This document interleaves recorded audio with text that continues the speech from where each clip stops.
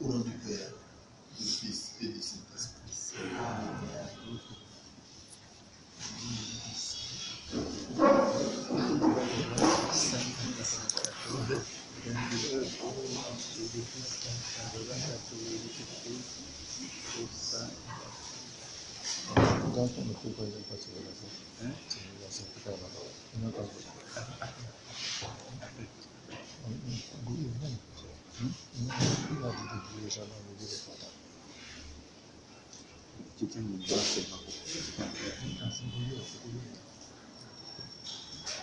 Paix et joie du Christ.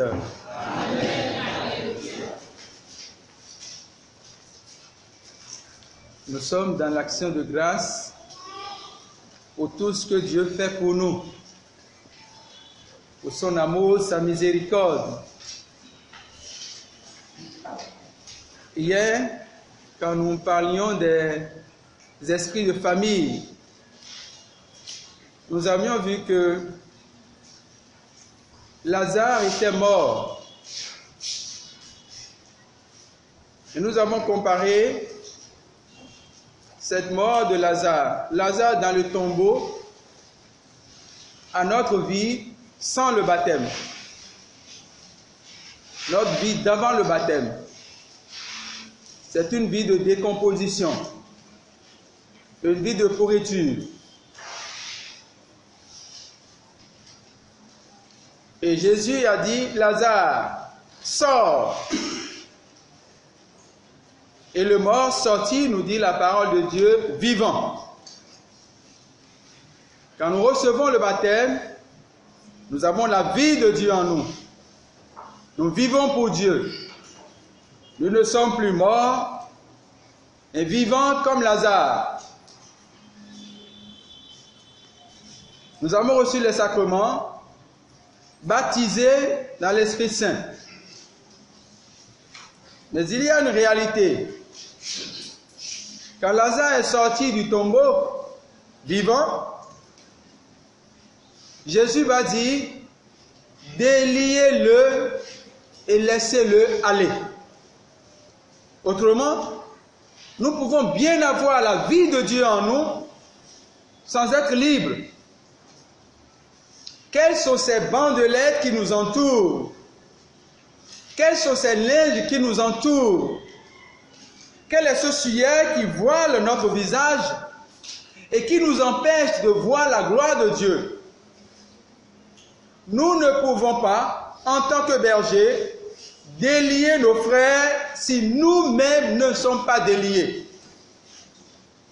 Nous ne pouvons jamais leur apporter le bonheur, l'épanouissement, la conviction dans l'annonce de la parole de Dieu si nous-mêmes, bergers, nous n'avons pas fait l'expérience de la présence de la main de Dieu dans notre vie. Quels sont ces liens? Nous avons vu un aspect hier. J'ai cité plusieurs liens. Et hier, nous avions vu les esprits de famille, les liens de famille, qui, je disais, pour ceux qui n'étaient pas là, sont un ensemble de maladies, de frustrations, de malédictions qui pèsent sur un peuple, sur une famille, sur une communauté. Et nous avions dit que les esprits de famille, leurs origines, ce sont les alliances et les pactes que nos aïeux, nos parents ont fait avec le démon. En faisant ces pactes, ils nous ont mis sous la domination du démon. Nous avons vu que ces origines, ce sont les vecteurs, les messagers, les sorciers qui sont dans nos familles et qui nous empêchent d'aller à Dieu, un peu comme Pharaon l'a fait. Quand les Israélites sont sortis, il s'est mis à leur poursuite pour les ramener. Nous avons vu que les esprits de famille opèrent par 4 moyens. Les paroles négatives, les pensées méchantes, les querelles et les divisions et l'ignorance. Bien évidemment, pour guérir, nous avions réservé la soirée d'aujourd'hui pour voir les moyens pour sortir de tout ce que nous allions dire comme lien. Voilà de façon succincte ce que nous avions dit hier pour ceux qui n'étaient pas là. Et ce matin, Dieu nous donne la possibilité, la grâce de voir une autre réalité, les dépôts sataniques. Les dépôts sataniques. C'est quoi les dépôts sataniques, frères et sœurs? Les dépôts sataniques ne sont pas le diable, mais ce sont des matériaux que le diable utilise. Ces matériaux, ces instruments, le démon les utilise pour pouvoir opérer. Donc les dépôts sataniques sont des matériaux que le démon utilise pour pouvoir perturber nos vies. Satan connaît la réalité des dépôts sataniques, frères et sœurs. Les matériaux, les liquides démoniaques. Comment Satan opère? Vous voyez, quand vous allez chez un marabout, chez un féticheur, et qui vous donne des choses à boire, des liquides que vous buvez, des boissons que vous buvez, des poudres que vous lapez, des choses qu'on vous fait manger, et même la nuit on vous fait manger des choses. Frères et sœurs, il y a une réalité qu'il faut connaître. Ce n'est pas tous ceux qui mangent la nuit avec des gens qui ont la sorcellerie. Quand vous mangez la nuit avec quelqu'un, ce n'est pas forcément qu'il vous donne de la sorcellerie. Mais la réalité est que vous ne pouvez plus rien faire contre cette personne-là. Comprenez bien ça.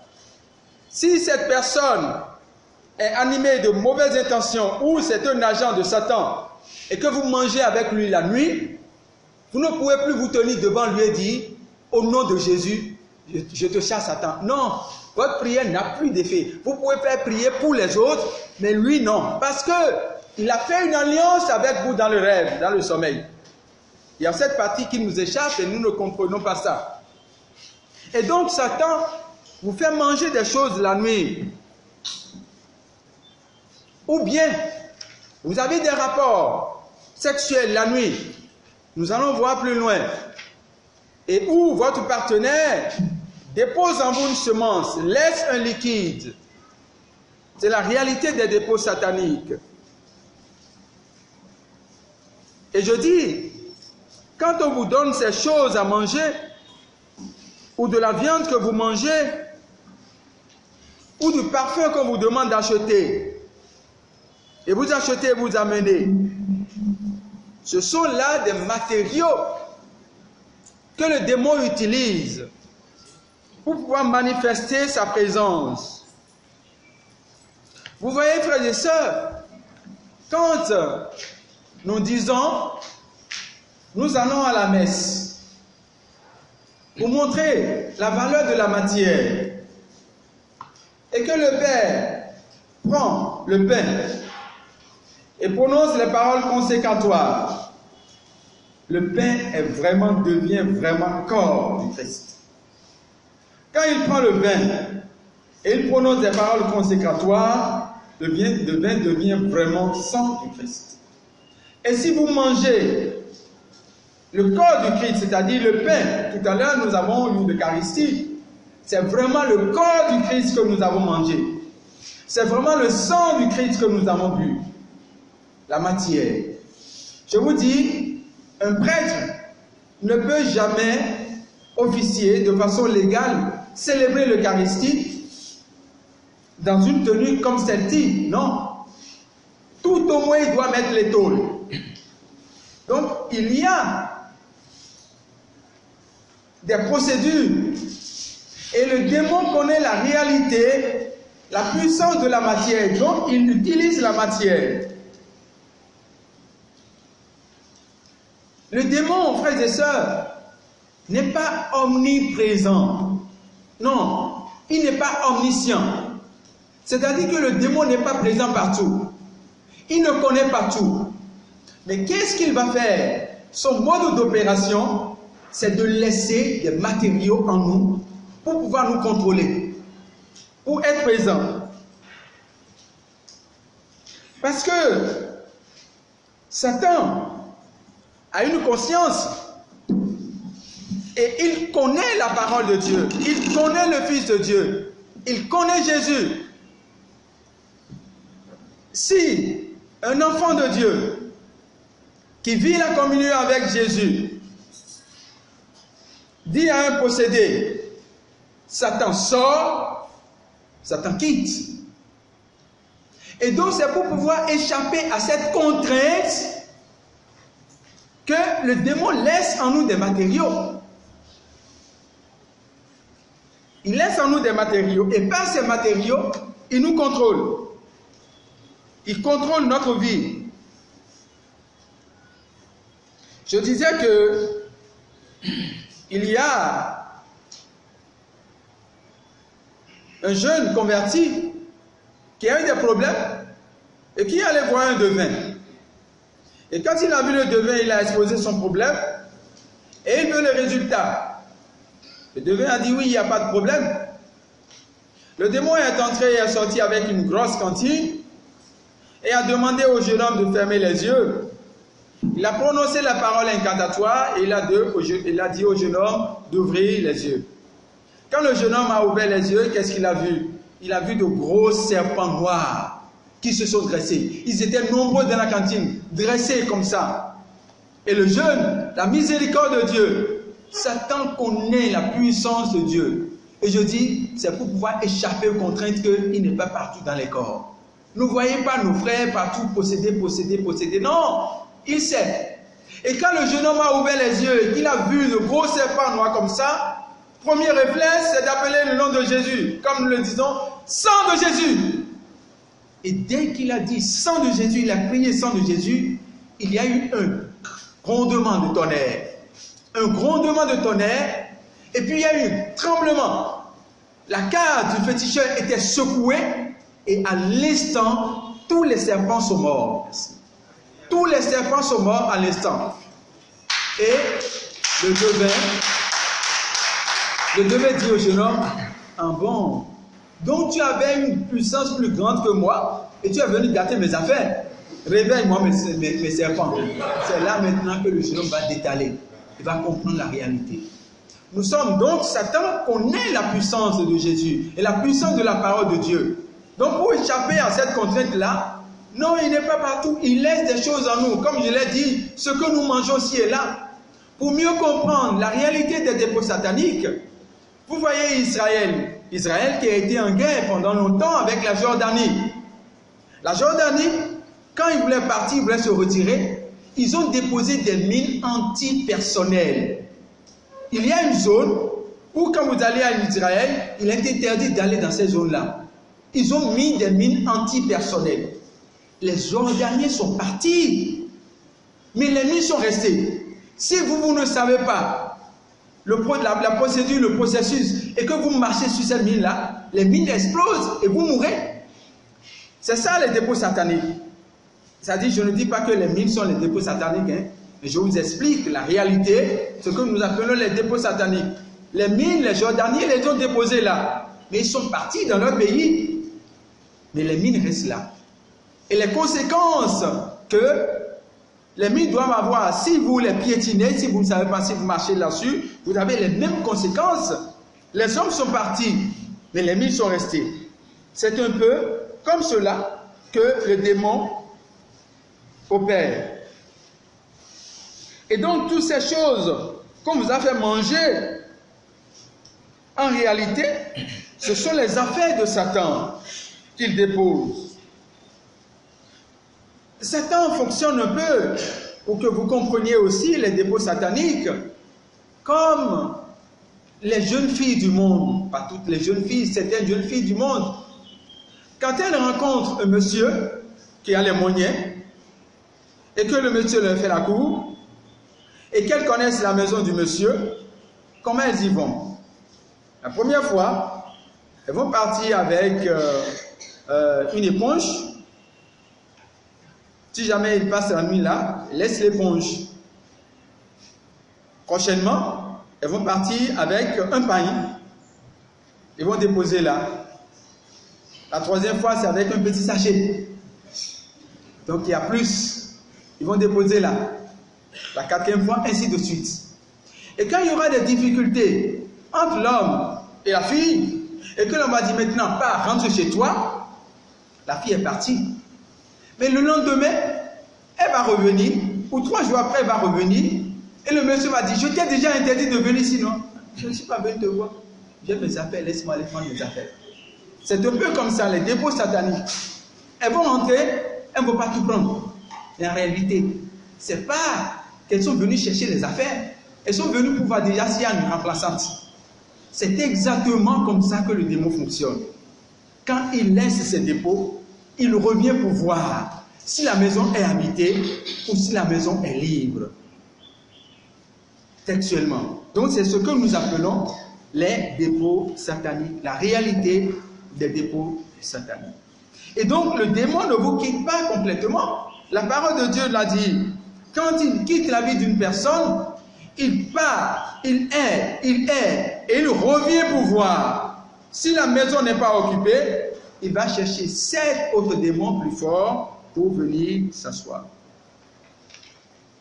Vous comprenez, frères et sœurs, que quand vous êtes dans votre salon et qu'un moustique vous pique, soit vous tuez le moustique, soit il s'en va.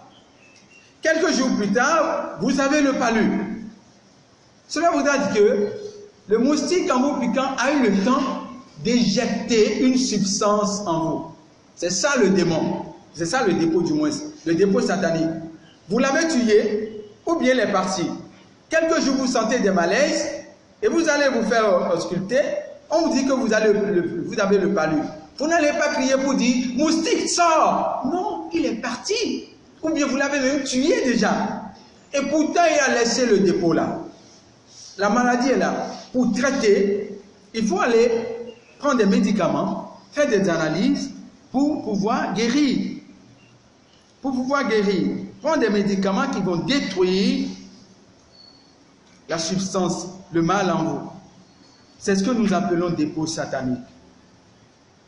Ou bien, vous êtes dans votre maison, il fait peut-être chaud dans les villages ou dans certaines régions, et à cause de la chaleur, on a laissé peut-être les portes ouvertes, les enfants sont en train de s'amuser dehors, vous vous êtes couché à l'intérieur, et puis voilà un chien qui rentre, qui se balade, qui rentre dans votre salon, flaire quelque chose à manger, et puis il prie d'un besoin pressant, il soulève sa patte et puis il laisse ses poutres. Fait caca et il s'en va. Entre-temps, vous avez entendu son bruit, vous êtes venu et vous l'avez chassé. Le chien est parti. Le soir, avec vos amis, vous vous asseyez devant la télé pour regarder Champions League, comme il y en a eu cette semaine. Barça contre Roma et la Juve contre le Real. Et vous êtes assis, au beau milieu de match, vous commencez par sentir des odeurs. Des odeurs, des odeurs, des odeurs. Ces odeurs-là peuvent faire que vos invités ne vont plus vouloir venir chez vous. C'est les conséquences des dépôts sataniques. Ces odeurs vont faire qu'ils vont se taire, supporter, ou bien ils vont commencer par se lever un à un, et puis ils vont partir, ils vont te laisser. Et quand vous commencez par sentir les odeurs comme ça, vous n'allez pas rester tranquille. Vous allez vous lever et chercher. Si entre-temps vous vous êtes rappelé qu'il y a un chien qui est passé, vous allez vous poser la question, ah, donc certainement ce chien a laissé ses croûtes là. Et quand vous allez localiser, ces choses on ne tue pas comme ça. Vous allez certainement appeler votre domestique, ou bien vous allez prendre du sable, on met du sable là-dessus, on balaie, on va jeter, on met de l'eau, on nettoie, on met du désinfectant, et puis un déodorant, et puis la bonne odeur revient. Le chien est parti depuis, mais il a laissé ces croûtes-là. C'est ça les dépôts sataniques. La réalité des dépôts sataniques. Nous allons voir, frères et sœurs, quelques dépôts sataniques. Les habits sataniques. Les habits sataniques, nous voyons dans le livre de Zacharie, chapitre 3, versets 1 à 5. Dans le livre de Zacharie, chapitre 3, versets 1 à 5, qu'est-ce que nous lisons? Il me fit voir Josué, le souverain sacrificateur, debout, devant l'ange du Seigneur, et Satan qui se tenait à sa droite pour l'accuser. Le Seigneur dit à Satan, que le Seigneur te réprime, Satan, que le Seigneur te réprime. Lui qui a choisi Jérusalem, n'est-ce pas là un tison arraché du feu? Or, Josué était couvert de vêtements sales, et il se tenait debout devant l'ange. L'ange prenant la parole, disait à ceux qui étaient devant lui, ôtez-lui les vêtements sales. Puis il dit à Josué, vois, je t'enlève ton iniquité, je te revêts d'habits de fête. Je dis qu'on mette sur sa tête un turban pur, et ils mirent un turban pur sur sa tête, et ils lui mirent des vêtements. L'ange du Seigneur était là. Nous sommes en train de parler des habits sataniques. Et le passage que nous avons écouté, Zacharie 3, versets 1 à 5, montre ça. Je reprends. Il me fit voir Josué, le souverain sacrificateur, debout devant l'ange du Seigneur, et Satan qui se tenait à sa droite pour l'accuser. Le Seigneur dit à Satan, que le Seigneur te réprime, Satan, que le Seigneur te réprime. Lui qui a choisi Jérusalem, n'est-ce pas là un tison arraché du feu? Or, Josué était couvert de vêtements sales, et il se tenait devant l'ange. L'ange prenant la parole disait à ceux qui étaient là, ôtez-lui les vêtements sales. Puis il dit à Josué, vois, je t'enlève ton iniquité, je te revêts d'habits de fête. Je dis qu'on mette sur sa tête un turban pur, et il mit un turban pur sur sa tête, et il lui mit des vêtements. L'ange du Seigneur était là. Frères et sœurs, je vous dis une réalité. Satan s'en fout de qui tu es. Il s'en fout de qui tu es. Tout ce qui fait peur à Satan, c'est la qualité de ta vie d'enfant de Dieu. La qualité de ta vie d'enfant de Dieu, c'est ça qui fait peur à Satan. Sinon que tu sois berger diocésain, que tu sois grand sacrificateur, mais Satan a tenté le Fils de Dieu. Il a tenté Jésus, il est allé voir Jésus, il n'a pas eu peur. Mais il a dit à Jésus, mais la plus petite tentation, c'est ordonne à cette pierre de devenir du pain. Il est allé jusqu'à dire à Jésus, mais prosterne-toi et adore-moi. À Jésus. Satan sait bien qu'il est fils de Dieu. Et il va le voir pour dire, prosterne-toi et adore-moi. Alors, si Satan fait de ça, de Jésus, et pour nous, comprenons bien ça. On dit le grand sacrificateur dans l'Ancien Testament, le prêtre qui entre dans le Saint des Saints une fois par an, Satan était à sa droite. La droite, c'est la puissance. La droite, c'est l'autorité. Pourquoi il se tenait à sa droite? Pour l'affaiblir, pour l'affaiblir, pour l'affaiblir, pour l'affaiblir. Lui, il était devant le Seigneur pour sacrifier, et Satan était à côté de lui pour l'accuser. Et Dieu a envoyé l'ange. Mais Satan était là pour l'accuser. Pourquoi? Parce qu'il était vêtu d'habits sales. Il était vêtu d'habits sales. Et le Seigneur a dit quoi? A dit à l'ange, ôtez-lui le vêtement sale. Ôtez-lui le vêtement sale. Tant que dans le monde spirituel, le démon va nous faire porter d'habits sales, notre vie ne sera pas reluisante, frères et sœurs. Notre vie ne sera pas reluisante. La Bible dit que Dieu avait envoyé un ange pour délivrer Zacharie. Zacharie était lié. Il était lié par Satan qui influençait sa vie. Satan influençait la vie de Zacharie. Et le Seigneur envoie l'ange. Le Seigneur te réprime, Satan. Ôtez-lui ses vêtements sales. Et le démon est parti. Ôtez-lui ses vêtements sales. Frères et sœurs, ne nous amusons pas dans le monde spirituel. Chacun de nous porte des habits dans le monde spirituel. Chacun de nous porte des habits. Quand ce sont des habits de Dieu, c'est pour la gloire. C'est pour la bénédiction. C'est pour l'élévation. C'est pour la restauration. Si ce sont des habits de Dieu.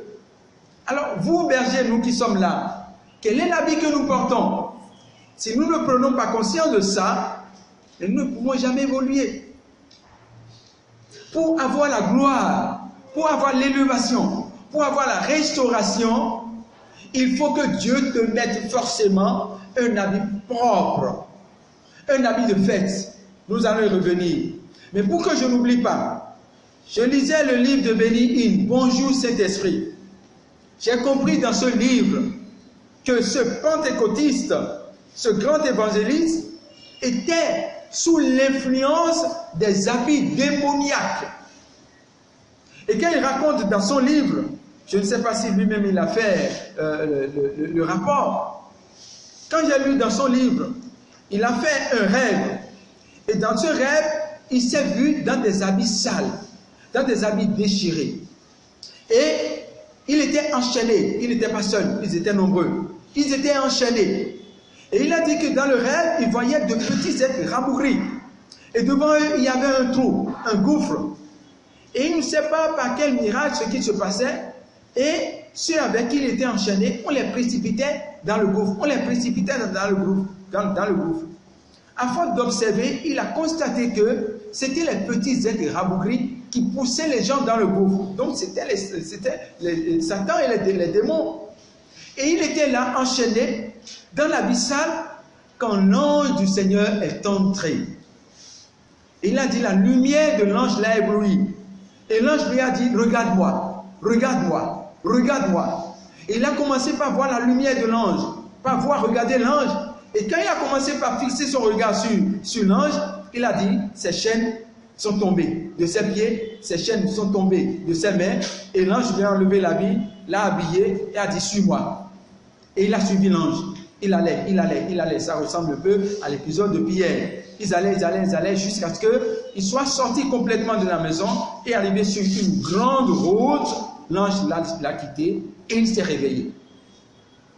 Quand il s'est réveillé, la dimension spirituelle de Béline a changé. Complètement. Donc c'est des choses que nous devons savoir. Nous sommes en train de parler des habits. Et nous disons, quand ce sont les habits de Dieu, c'est pour la gloire, c'est pour la bénédiction, c'est pour l'élévation. Mais quand Satan te porte des habits sataniques, c'est pour la destruction. Comment fait-on l'expérience des habits sataniques?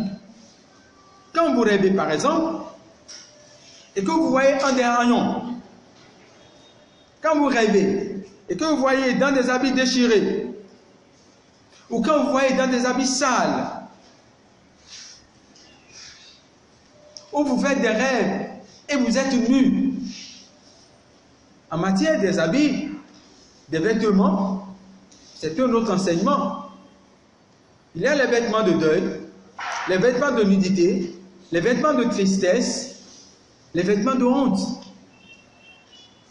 Ce n'est pas l'objet. Donc, quand vous faites des rêves et que vous voyez nu, ça veut dire que Satan vous a revêtu d'habits souillés. Il vous met sous son joug de mort, joug de destruction. Frères et sœurs, Mais voyez l'évangile.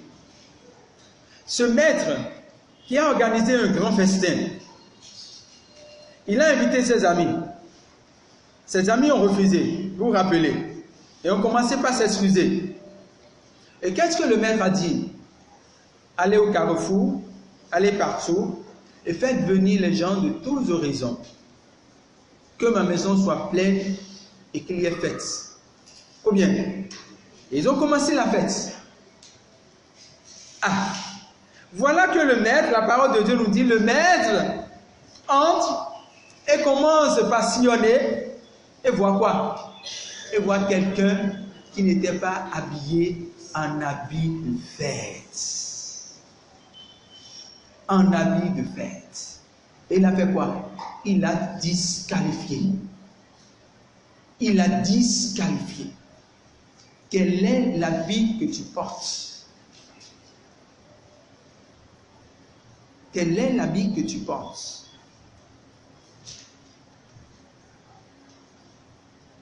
Qui t'a autorisé à rentrer comme cela? Ça veut dire qu'il y a des habits que nous devons porter pour entrer dans la gloire de Dieu. La réalité des habits, frères et sœurs, nous connaissons la parabole de l'enfant prodigue. Quand il est parti, il a dépensé les biens de son père. Et quand il est revenu, qu'est-ce que le père a dit? La première des choses, enlevez-lui ses habits et mettez-lui la robe. Mettez-lui une tunique. L'importance des habits. L'importance des habits. Parce que l'enfant prodigue était sous la malédiction. Les démons étaient attachés à lui. Mais quand il est revenu, le père a dit en premier lieu, enlevez-lui et mettez-lui de nouveaux habits. Dans le règne spirituel, comme je l'ai dit, nous portons tous des habits. Si c'est l'habit de Dieu, nous sommes qualifiés à la bénédiction. Et ce sont les habits de Satan, nous sommes qualifiés à la mort. Et même nous savons, quand nous rêvons, nous savons interpréter ces signes. Et que nous voyons un parent défunt, il y a longtemps, qui est habillé de vêtements blancs, de vêtements scintillants, il n'y a pas de doute. Quand on se réveille et qu'il est souriant, on dit certainement, il est entré dans la gloire. Mais quand on le voit habillé de rayons, triste, sur l'état d'ordure, on se dit, ah, il doit être en train de souffrir. Il faut qu'on lui demande des messes. Nous savons interpréter ceci. C'est la même chose, frères et sœurs. C'est la même chose. Donc, comme je le disais tout à l'heure, il y a plusieurs sortes d'habits. Et Satan localise les périodes. Puis il nous met ces habits-là. Mais, réalité des habits. Quand vous voulez faire un mariage, vous portez quoi? Qu'est-ce que vous portez? Vous mettez une robe, vous mettez une veste, vous mettez des cravates. C'est la fête, non? Mais c'est la fête. Mais écoutez même, ça c'est dans la réalité. Même dans la réalité, quand vous êtes triste, est-ce que vous vous habillez? Quand vous êtes triste, vous faites même le malheureux. Vous avez tout ce qu'il faut porter. Vous voyez, ce n'est pas les habits qui vous manquent, mais vous portez des choses. Il vous arrive des moments où vous n'avez pas envie de vous habiller et de porter parce que vous vous dites rien ne marche, rien ne fait. Mais c'est la réalité des habits sataniques, mes frères et sœurs. Or, ce qui a existé dans la réalité a d'abord existé dans l'invisible, dans le spirituel. Et le spirituel est plus fort. Donc, essayons de soigner notre spirituel, notre relation avec Dieu. Donc, évitons, frères et sœurs, nous sommes au Bénin, en Afrique, les veuvages prolongés. Les veuvages prolongés. Nous aimons trop les habits ici. Quand il a fait, on ne trouve pas d'argent, mais on trouve d'argent pour acheter les tissus de deuil. Faites le point. Les tissus de deuil que vous parquez dans votre armoire là, deuil appelle deuil, deuil appelle deuil. Tristesse appelle tristesse. Je dis ça, c'est un autre enseignement sur les vêtements. Donc voilà, de façon succincte, ce que nous pouvons dire des habits démoniaques. Nous avons autre dépôt, les liquides démoniaques, les parfums sataniques ou parfums de mort. Vous voyez, Satan utilise ces matériaux beaucoup plus pour séparer les fiancés qui sont en amitié, qui sont en train de cheminer, pour diviser les familles. Quand vous allez voir les devins qui vont faire des parfums, je ne l'ai pas fait, mais quand j'étais petit, je connais des amis, des camarades de classe qui l'ont fait. Ils vont chez les devins, on leur donne du parfum, et ils passent le parfum. La jeune fille qui résiste, qui fait la maligne, ils arrivent le matin, ils saluent la jeune fille. C'est fini. C'est fini. Ces parfums fonctionnent un peu comme le gambada. Ils fonctionnent un peu comme le gambada. Et nous allons voir, si nous avons le temps, les cadenas sataniques. Je ne donnerai pas la description de gambada, mais quand c'est fait et qu'on a appelé le nom de la jeune fille, vous pouvez, la jeune fille peut être à Nati Tengu, elle va descendre à Cotonou pour vous chercher. Elle quitte Nati Tengu, elle descend à Cotonou pour vous chercher. Dans mon accompagnement, j'ai rencontré une dame comme ça, qui était en Angleterre. Quand elle est venue, un homme en uniforme, un homme en kaki, entendez, militaire, policier, gendarme, para, lui a fait la cour. Et elle a refusé. Elle est repartie en Angleterre. Elle m'a dit, arrivée en Angleterre, des mois après, elle ne peut pas supporter. Tellement elle était envahie par la pensée du monsieur. Elle a pris son avion. Elle est descendue au Bénin, à Cotonou. Entre-temps, le service a emporté le monsieur à Nati Tengu. Elle est entrée dans le car. Elle m'a dit, elle est allée voir le monsieur. Elle lui a dit, ce que tu m'as dit la dernière fois, j'ai refusé, je suis prêt.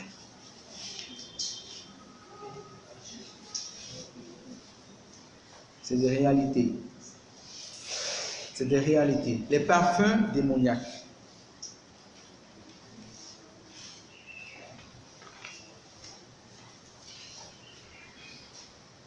Donc, les odeurs, les liquides sataniques sont des armes que le démon utilise pour nous avoir, pour rejeter, pour repousser loin de nous tout contact.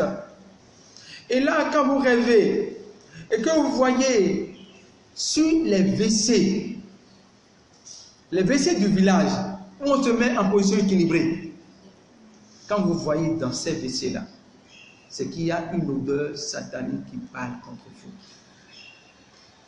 Et que vous voyez sur des tas d'ordures, vous voyez les grosses mouches fluo là qui volent autour de vous. Il y en a même qui se posent sur vous. Vous rêvez, vous voyez même certains, vous voyez même caca sur votre poitrine, sur une partie de votre chose là. Les dépouilles, ce sont les odeurs démoniaques. Et quand Satan met ça, c'est fini. C'est fini. Il y a l'odeur démoniaque. Les odeurs démoniaques, le Seigneur en a parlé dans la lettre aux Corinthiens. Dans la deuxième lettre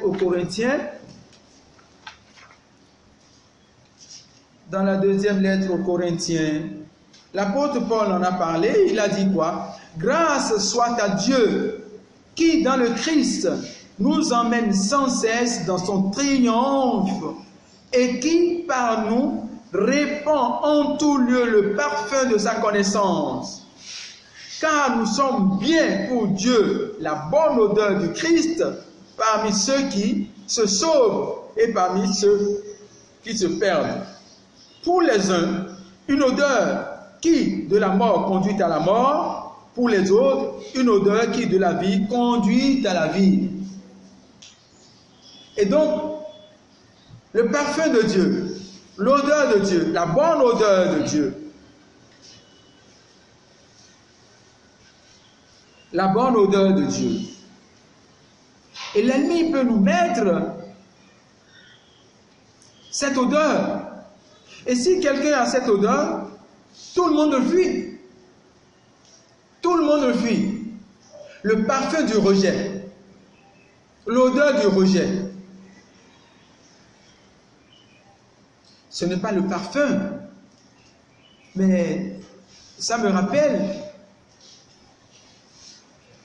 un aspect des dépôts sataniques. Si vous vous rappelez, notre bien-aimé frère Jean Pliat nous a donné son témoignage. Quand il était, je crois, directeur de cabinet, il était très attaché au ministre et il a fallu qu'il aille en mission pour une semaine. Et dès qu'il est venu, on a déjà scellé son sort.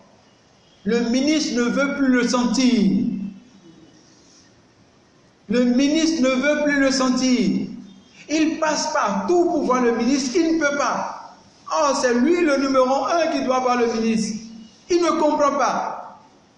Il en a parlé. On a dit on va venir. Les gens ont fait certainement quelque chose dans ton bureau. Et ils sont venus. Le vieux est venu. Et le vieux dit viens. Le vieux l'amène derrière son bureau. Et le vieux sort, je crois, quelque chose qu'on a fait, attaché avec chose là. Enfin, avec du piment rouge. Et le vieux lui dit, c'est ce qu'on a fait. Pour t'éloigner complètement. Pour t'enlever complètement du cœur de ton patron. Et le vieux a détaché. Le lendemain, c'est le ministre qui prend le téléphone et qui dit, Jean, tu es où? Viens. La réalité des dépôts. Si nous ne comprenons pas ça, qu'est-ce que nous faisons? Cela m'est venu en idée rapidement. Pour que vous compreniez ce que nous sommes en train de dire. Si lui n'a pas eu la grâce d'avoir ce frère qui a avisé, et c'était fini pour lui. On le sautait, on le gommait. Vous voyez un peu ce qui se passe autour de vous, dans vos relations, avec vos amis, où tout le monde vous abandonne, et pourtant vous avez fait le bien. Odeur satanique, liquide démoniaque. Mais quand le parfum a été versé sur Jésus, l'Écriture nous dit, nous sommes dans l'évangile de Marc chapitre 14, versets 3 à 10. Et quand le parfum a été versé sur les pieds de Jésus, Jésus a dit quoi? Elle est en train d'embaumer mon corps, mon cadavre. Donc Jésus était déjà mort, spirituellement. Et la parole de Dieu nous dit au verset 10, pendant que la femme est en train de verser le parfum sur les pieds de Jésus, Judas va voir les principaux sacrificateurs pour vendre Jésus. Et qu'est-ce qui s'est passé? Jésus qui attirait les foules. Tout le monde courait derrière lui. Qu'est-ce qui s'est passé? On a commencé par l'abandonner. Tout le monde a commencé par le fuir. Tout le monde a commencé par le fuir. Je ne connais pas, je ne connais pas, je ne connais pas.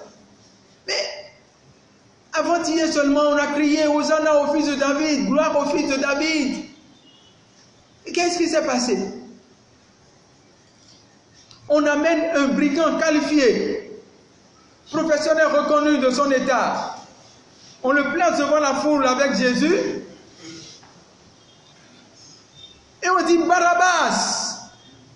Et qu'est-ce que je fais de Jésus? Crucifiez-le.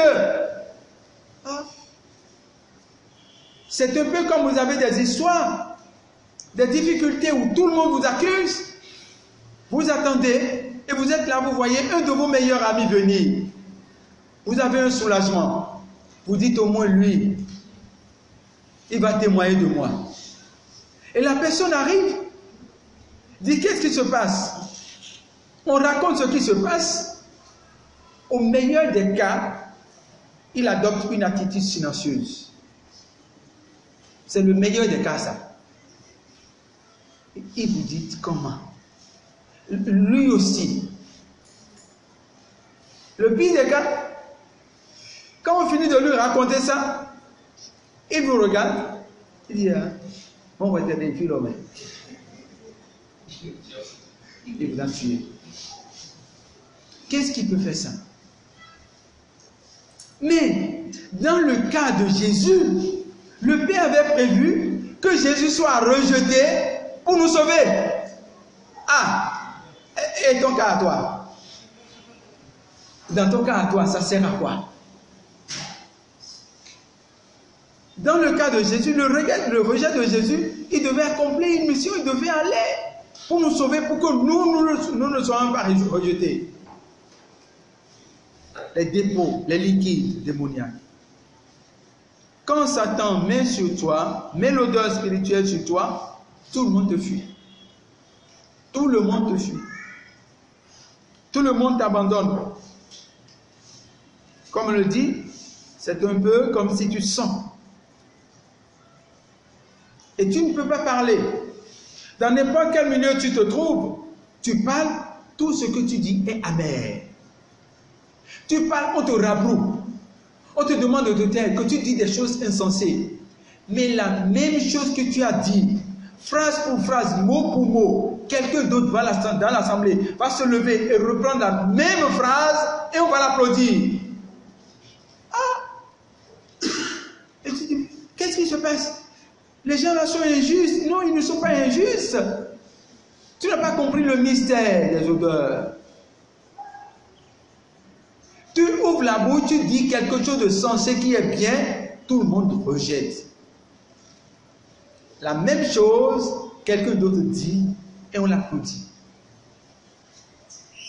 C'est arrivé à un jeune comme ça, et le jeune a vu une personne sage dans l'assemblée, et il se posait la question, il était malheureux. Alors il a attendu que la personne sage sorte, et il court derrière la personne sage, pour essayer de comprendre ce qui se passe. Il dit, mais s'il vous plaît, maman, qu'est-ce que j'ai dit de mal? Et la vieille lui dit, toi aussi, garde un peu ta bouche.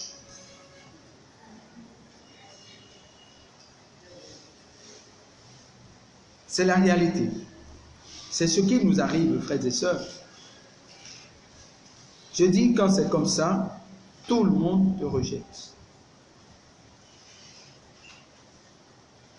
Tout le monde te rejette.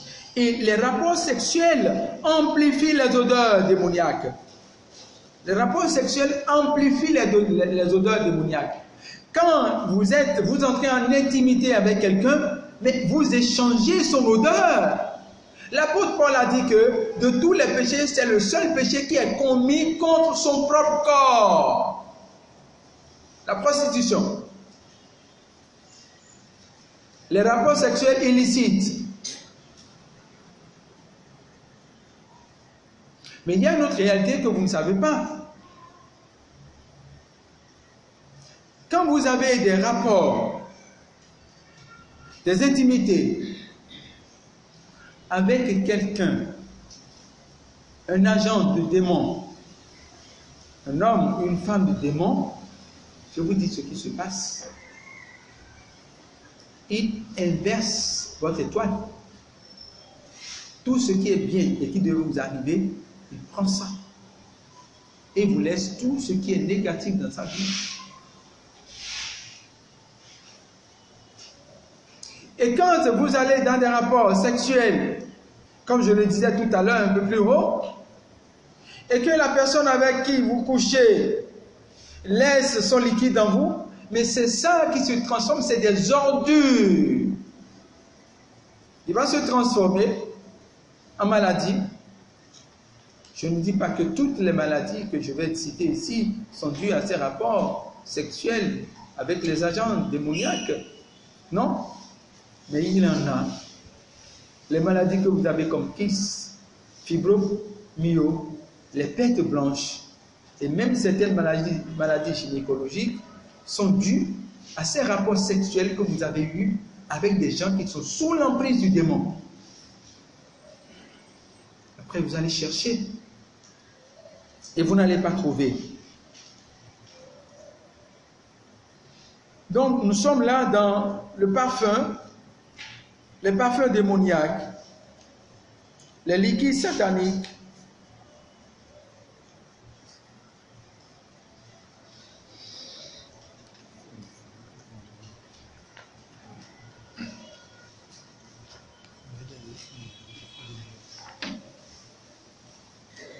eh bien, nous avons parlé des liquides sataniques. Nous allons parler des chaînes de maladies. Les chaînes de maladies. Et dans les chaînes de maladies, si nous prenons par exemple l'alcoolique, celui qui fume, celui qui boit, et qui va vouloir abandonner l'alcool ou la cigarette, ce n'est pas du tout facile pour cette personne de le faire. Quand j'ai parlé d'habits sataniques, je reviens, c'est qu'il y a beaucoup de choses. Le Seigneur nous porte aussi des habits. Le Seigneur nous porte aussi des habits. Nous avons vu l'enfant prodigue, mais quand nous allons dans le livre d'Exode, quand Aaron a été choisi, Dieu a demandé à Moïse de l'habiller. Et il a donné le modèle de vêtements que Aaron devait porter. Nous voyons ça dans Exode, chapitre 28, versets 2 à 3, que Ben Sirach le sage a repris dans son 44e chapitre, verset 6 ou 1. C'est extraordinaire ce passage-là. Il éleva à Aaron un sein semblable à Moïse, son frère, de la tribu de Lévi. Il l'installa par un décret éternel et lui concéda le sacerdoce du peuple. Écoutez bien, il le fit heureux dans son apparat. Il le couvrit d'un vêtement glorieux. Il le revêtit d'une gloire parfaite et le para de riches ornements, caleçon, manteau et éphod. Il lui donna pour entourer son vêtement des grenades et des clochettes d'or, nombreuses tout autour, qui tintaient à chacun de ses pas, se faisant entendre dans le temple comme un mémorial pour les enfants de son peuple. Et un vêtement sacré d'or, de pourpre violette et d'écarlate, ouvrage d'un damasseur, le pectoral du jugement, le rein, le tumen, le cramoisi retors, ouvrage d'artisan, des pierres précieuses gravées en forme de sceau dans une monture d'or, ouvrage de joaillier, pour faire un mémorial, une inscription gravée selon le nombre des tribus d'Israël, et un diadème d'or par-dessus le turban, portant gravé l'inscription, etc., etc. Pour montrer que Dieu habille ses enfants. Que Dieu habille ses enfants. Et quand on parle du mystère des habits, j'ai donné, ou je fais la comparaison souvent avec les angbétors. Les angbétors. Ce qui fait la puissance des angbétors, ce n'est pas l'homme. C'est la case. C'est pas l'homme. C'est la case qui fait sa puissance. Ce qui fait la puissance du Yegungu des revenants, ce n'est pas l'homme, c'est l'habit qu'il a porté. Quand il enlève l'habit, il n'est rien. Et quand il porte l'habit, le démon connaît ça. Il connaît ses réalités.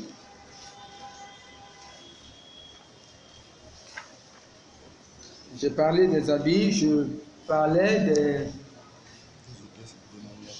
des chaînes de maladie. Oui, des chaînes de maladie. Donc ce sont des chaînes sataniques, ce sont des chaînes spirituelles que le diable utilise pour dominer les hommes. Pour dominer les hommes. La Bible nous parle de chaînes pour que l'homme soit esclave. Donc Satan utilise des chaînes pour nous rendre esclaves du péché, de la maladie, de la pauvreté, des mauvaises habitudes. Et ces chaînes souvent servent à nous emprisonner. Et je disais à un fumeur qui veut arrêter la cigarette a du mal. Il est lié par la chaîne de la cigarette. Il est lié par la chaîne de l'alcool. Nous allons voir ça quand je parle de chaîne de maladie, nous allons voir dans le psaume 105, versets 17 à 18. Nous voyons que Joseph était un homme bon. Et Joseph était enchaîné. C'est ce qui a été à la base de tous ces problèmes. Dans le psaume 107, verset 10, on nous parle des chaînes de misère. Des chaînes de misère. Et vous voyez comment des familles entières peuvent être enchaînées dans la misère. Et toute une famille peut ne pas réussir. Nous avons parlé un peu hier quand nous abordions les esprits de famille. Donc toute une famille peut ne pas réussir malgré leur effort et leur volonté. Pourtant, ils sont passés par des délivrances. Mais vous savez que le démon est un esprit. D'accord? Mais comment se fait-il que quand il possède les gens et qu'on fait une prière de délivrance, les gens commencent par vomir des tessons, des aiguilles, des herbes, du sable. Le démon a déposé des dépôts. Il a laissé des choses. Et après la prière, vous voyez ces gens qui commencent par vomir. Il y a un prédicateur qui, en parlant des dépôts sataniques, a dit que un 1er janvier,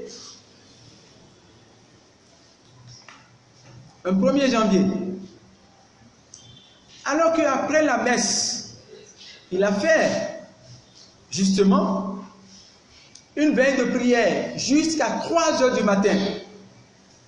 Et il est fatigué. Il est revenu à la maison et dit s'est couché.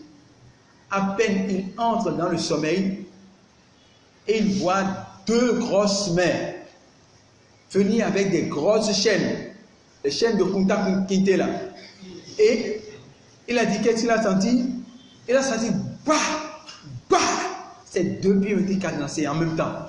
Et le bout de la chaîne tenait un piquet et le piquet a été enfoncé dans la terre.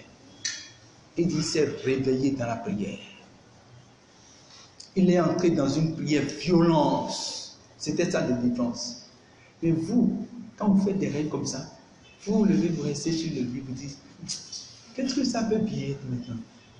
De toutes les façons, Jésus, tu es vainqueur, tu es plus grand que tout. Et c'est fini ce que toi tu dis. Ah. Et tu penses que Jésus qui est mort sur la croix, lui, il riait en mourant sur la croix. Il dit, il est entré, 1er janvier. Et il n'a même pas bu. Après la messe, il est resté avec la communauté pour prier jusqu'à 3 heures. Qui lui a même dit de rentrer à 3 heures? Il va tout rester là-bas jusqu'à... Il était resté là, ça n'allait pas venir. Mais la grâce de Dieu. La grâce de Dieu.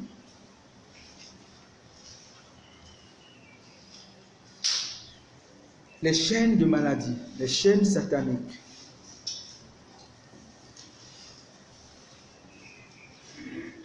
Vous voyez quand l'épisode de Luc, chapitre 13, versets 11 à 14,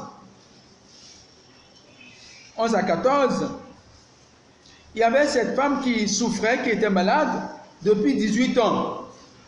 Depuis 18 ans. C'est ça une chaîne de maladie. Et on n'a pas pu la libérer. Et quand Jésus est venu, qu'est-ce que Jésus a dit?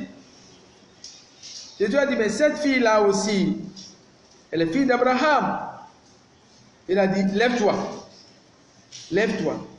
Jésus a brisé le joug de maladie qui pesait sur cette femme. Il a la révélation. C'était un dépôt. La femme était courbée, courbée. Et par la prière, les chaînes ont été cassées. À la prière, les chaînes ont été cassées. Donc il y a des chaînes de misère, il y a des chaînes de célibat et même des chaînes de péché.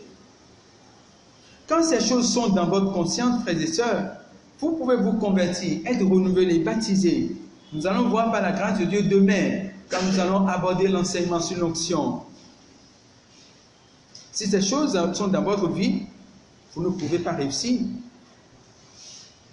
Il y a autre chose, les marques démoniaques. Les marques démoniaques. Les marques sataniques sont des marques. Et ça, c'est quoi? C'est là maintenant des tatouages, des scarifications, des incisions. Ce sont des marques que le démon place physiquement sur vous. Et cela, la parole de Dieu en a parlé dans le livre de l'Apocalypse. Je ne me rappelle plus. Dans le livre de l'Apocalypse, chapitre 13, versets 15 à 18. L'image de la bête. La marque de la bête. Donc il y a des signes visibles. Je parlais de scarification, de tatouage, des incisions, les balafres. Les balafres. J'ai déjà dit un peu au début en montrant comment le démon dépose les dépôts en nous. J'ai parlé de tout ce qu'on fait manger. Quand on est petit, les cérémonies qu'on fait, les scarifications par ici, à la tête, au front, à la poitrine, dans le dos, partout, dans les pieds, partout, partout, partout. Et on met des poudres noires dedans. Et après, quand on finit, on va préparer des poulets avec les mêmes poudres. On fait la pâte rouge et on mange. Et on est heureux, on mange. J'ai rencontré une dame que j'ai accompagnée qui était complètement abîmée. Et quand nous avons fait la réalité, qu'est-ce qui s'est passé? Elle m'a dit oui. C'est maintenant qu'elle voit. Et depuis qu'elle a suivi l'enseignement, et ça, ce n'était pas encore les dépôts sataniques, c'est les enseignements sur les autels que j'ai fait. Et depuis qu'elle a suivi, elle m'a appelé, m'a dit, les choses ont changé. J'ai trouvé un emploi, alors que tout était bloqué depuis près de 10 ans. On m'a appelé, je suis en train de travailler. Je l'ai perdu de vue un peu. Mais elle m'a dit que elle n'a pas fait de scarification. Mais le démon est malin, il est subtil. Elle me dit, elle n'a pas fait de scarification, elle a refusé tout ça. Mais qu'elle éprouve du plaisir quand on finit tout et quand on amène que c'est elle qui prépare. Et qu'elle a de la joie à préparer. Donc quand c'est ça, c'est elle qui prépare, qui fait tout, la pâte rouge, le poulet, tout et tout, et elle partage. Et elle me mange. Je dis, mais déjà tu es tante, tu es déjà tante. C'est toi qui prépares, c'est toi qui distribues. Or, elle n'a pas reçu de scarification. Donc le malin est très subtil. Il y a, parlant de scarification, nous sommes en train de parler des marques démoniaques. Il y a un grand prédicateur qui dit que sa maman l'avait greffé partout quand il était petit. Quand il était petit, on lui a mis des scarifications partout. Et quand il a rencontré le Seigneur, il a compris. Il dit, il a pris un temps de prière de 6 heures à 18 heures. Ce soir, nous allons voir les moyens. Quand on vous parle de prière, on a déjà dépassé, on a fini avec 1 heure de temps de prière le matin. Si vous êtes encore là, vous êtes en retard. Aujourd'hui, là, si vous êtes encore à 1 heure de prière le matin, vous êtes en retard. Le minimum, c'est 1h30. On aura le temps de revenir dessus. Mais le monde évolue. Mais vous avez grandi. 15 minutes de prière, 20 minutes de prière, 30 minutes de prière. Ça veut dire quoi? Berger. Ça veut dire quoi, berger? Et tu vas accompagner qui? Avec 30 minutes de prière. Vivre sa vie de prière. Je dis, quand il a compris, suivez bien, de 6h à 18h. Et il dit, à 18h, les endroits où il a reçu la marque des lampes partout sur son corps, la fumée, des fumées noires ont commencé à sortir de son corps. Partout où il y avait des endroits, des trous de scarification, là, des fumées noires sortaient, des fumées noires sortaient, des fumées sortaient de 6h à 18h. Vous voyez ce temps de prière avant que la libération ne soit déclenchée. Et vous, on vous demande de faire 2 heures d'adoration et vous dormez. Vous comprenez ça?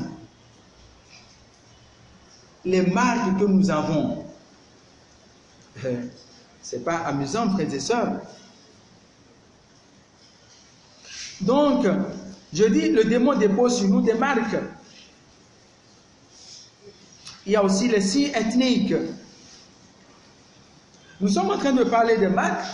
Il y a aussi ce qu'on appelle les codes barres. C'est les codes barres, non? Non? Oui, les codes barres. Donc, quand vous allez dans les supermarchés, d'accord? Et que vous prenez les articles, si vous ne payez pas, vous ne pouvez pas sortir. Les supermarchés dits de l'autre, donc c'est les marques. Si vous prenez un article et que vous ne payez pas, dès que vous arrivez à la sortie, l'alarme se déclenche. Donc ce sont des marques. C'est un peu comme ça que le démon fonctionne. Il y a un prêtre exorciste qui raconte que il a pris un avion et il voyageait avec les maçons. Et puis, de loin dans l'autre rangée, il voyait des gens qui lui faisaient des mains, des signes, et il ne réagit pas.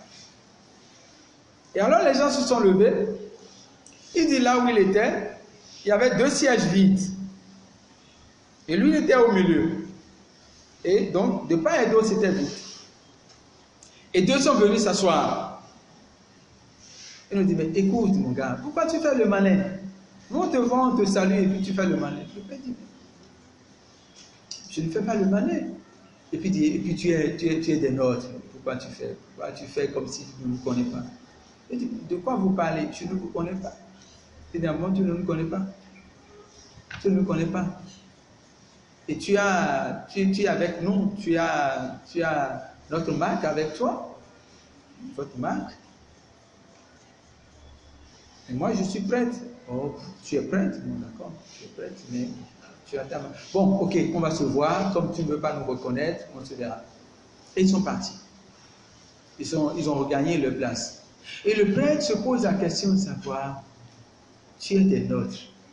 Tu as notre marque avec toi. Qu'est-ce que ça veut dire? Et le Seigneur lui dit, mais attends, regarde bien ton pied. Et regarde le pied. Le Seigneur dit, regarde tes chaussettes. Et regarde tes chaussettes. Il dit, mais c'est quoi? Le Seigneur lui dit, regarde le signe qu'il y a sur tes chaussettes. C'était ça la marque. Les chaussettes ont porté la marque satanique. C'était tout. C'est ça qui a fait que les gens... Donc c'est ça le dépôt. Donc les autres l'ont reconnu. Pas ce signe-là. Et le prêtre a dit, même en même temps dans l'avion, il a enlevé les chaussettes. Dès que l'avion a atterri là, première poubelle. Donc les marques sataniques. Les signes sataniques. Et les signes sataniques, nous avons parlé de la bête tout à l'heure. Le Seigneur aussi marque ses enfants. Le Seigneur marque ses enfants. Nous avons le sang de l'agneau, d'accord? Quand les Israélites devaient sortir de la servitude du Pharaon, il y a eu le signe du sang de l'agneau. Et le grand signe, c'est le signe de croix. Jésus qui a versé son sang sur nous. Et quand vous voyez aussi dans l'Apocalypse, le Seigneur marque ses enfants de ces signes.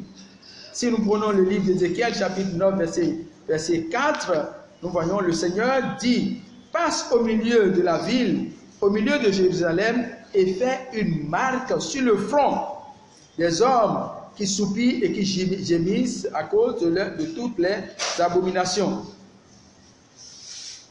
Et dans la lettre aux Corinthiens, chapitre 2, versets 1 et 21, nous lisons « Et celui qui nous a affermis avec foi en Christ et qui nous a oint, c'est Dieu, lequel nous a aussi marqué d'un sceau et a mis dans nos cœurs les arts de l'esprit. » Les arts de l'esprit. Donc le Seigneur marque aussi ses enfants.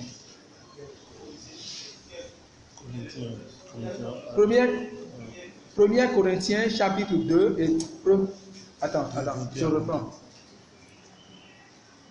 2 Corinthiens, deuxième lettre de l'apôtre Paul aux Corinthiens, chapitre 1, verset 21.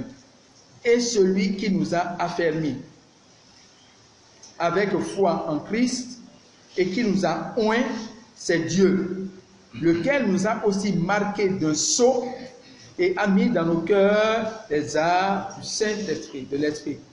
Donc 2 Corinthiens 1, verset 21. Il y a aussi les aliments. Les aliments aussi peuvent être des dépôts sataniques. Les aliments envoûtés. Les aliments envoûtés. Donc, quand Dieu veut accomplir une chose dans la vie d'une personne, Dieu marque aussi cette personne. Dieu marque aussi cette personne. Donc, je ne citerai plus Exode 12, verset 12, Exode chapitre 12, verset 12 à 13. Là, c'est cette nuit-là, Dieu, je passerai dans le pays d'Égypte et je frapperai tous les premiers-nés du pays d'Égypte, depuis les hommes jusqu'aux animaux, et j'exercerai mes jugements, des jugements contre tous les dieux de l'Égypte. Je suis le Seigneur. Le sang vous servira de signe sur les maisons où vous serez. Je verrai le sang et je passerai par-dessus, et il n'y aura point de plaie qui vous détruise quand je frapperai le pays d'Égypte. Donc chacun de nous a des marques. Et nous lisons dans Apocalypse 13, 15 à 18, or, non, on lui donna même d'animer l'image de la bête pour la faire parler et de faire en sorte que fussent mis à mort tous ceux qui n'adoreraient pas la bête, l'image de la bête. Par ses manœuvres, tous, petits et grands, riches ou pauvres, libres et esclaves, se feront marquer sur la main droite ou sur le front, et nul ne pourra rien acheter ni vendre s'il n'est marqué au nom de la bête ou du chiffre de son nom. C'est ici qu'il faut de la finesse, que l'homme doué d'esprit calcule le chiffre de la bête. C'est un chiffre d'homme. Son chiffre, c'est 6, 6, 6. Donc, 666. Il y a des marques. Nous avons eu la grâce avec les frères de Bakita, doivent bien connaître ça. Quand leur curé était là, le père Sani était là, il a fait une catéchèse et il a développé complètement le livre de l'Apocalypse avec eux. Quand j'ai appris ça, j'allais tous les mardis m'asseoir et écouter, me former pour connaître ce que vraiment ça veut dire, ce qu'on veut dire là. Donc il y a des marques. Et comme je l'ai dit, quand Satan met ses marques sur nous, c'est pour nous tuer, pour vous tuer.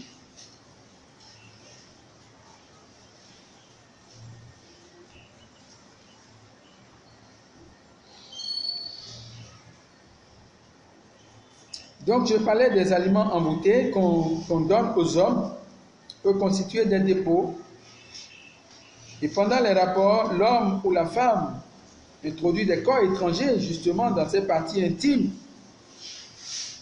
Et quand vous faites ça, vous ne savez pas, je l'ai dit tout à l'heure, quand vous avez des rapports avec un agent de Satan, que ce soit femme ou homme, vous laissez.